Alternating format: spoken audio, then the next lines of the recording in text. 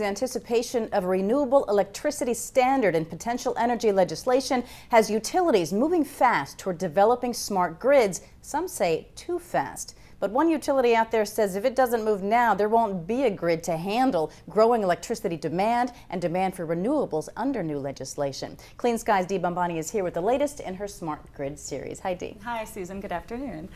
Yes, when it comes to developing a smart grid, utilities need to be the trailblazers, and that's what PEPCO's chief smart grid architect told us today. He says PEPCO is busy building out what has been in the works for years and says the smart grid is not moving too fast. We've been putting in smart technology for many years, and now with the focus that everyone's putting on, I think it's going to be a huge opportunity to really move faster than what we have done in the past. He said electricity demand is growing at about 1% a year, and the old grid must be renovated to accommodate a rise in that demand caused by cell phones, laptops, and other appliances. Also, he says utilities are facing renewable electricity standards and energy reduction goals that could get more strict if Congress passes an energy bill. Now, William Gausman is the senior president for PEPCO Holdings. He developed a blueprint that PEPCO will use to move from an antiquated grid to an automated one in 2 to 3 years.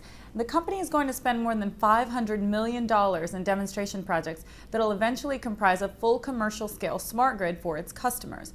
It hopes the Energy Department will give it about half of that money from the stimulus package, and the blueprint includes transmission, generation, and ways consumers can reduce energy use and make the grid more efficient and ultimately more reliable.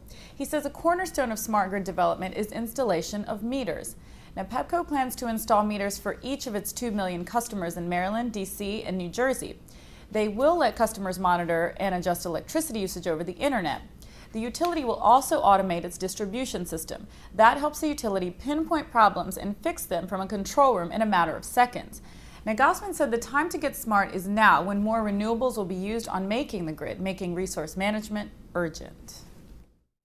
We have to look at it from the standpoint, well, if you now have sources of generation, spread throughout the distribution system, is that going to cause any type of safety problem? Is the distribution system capable of delivering that energy in addition to the needs of the customers? Can it deliver that excess generation? And more importantly, when there's an outage, are those devices going to disconnect from the system so that you're not feeding into a down wire or causing some other type of safety issue, either for the customers or our workers? So there's a lot of different situations that we have to look at to understand what's happening. And one of the ways that the metering will help us is to be able to, the meter gives us the ability to know exactly where energy is being exported into the system. It gives us the ability that we could remotely access it and see what's going on at any given time. So it's that higher level of information that's coming back from the electric system that helps us to be able to better manage it.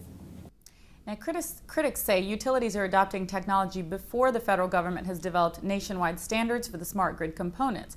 Now, Gausman said the existing technology works and that it can adjust to changing standards. He said utilities can't wait for new standards for the government to paint a clear roadmap for the smart grid. Susan? Right, and we hear that it's going to take years for the standards to get developed anyway. Right. So Dee, if all these meter readers end up going away and everything becomes automated and we're talking directly with our utility, what happens to all those meter readers?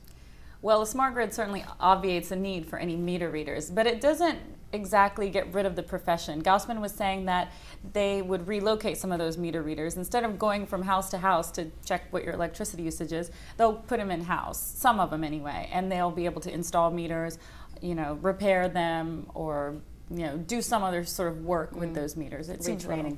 Right. Okay, so PEPCO saves X dollars by using these, by getting rid of the meter readers. Does that translate at all into lower prices and to lower bills for consumers? Well, it should eventually. PEPCO right now spends about $12 to $13 million a year to pay for those meter readers.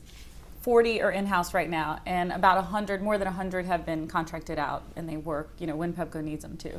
So $12 to $13 million may come back to you, but they certainly would have to go to the, as you know, the state commissions to get it back in rate base. Okay, Dee Bombani, thank you. Thanks, Susan.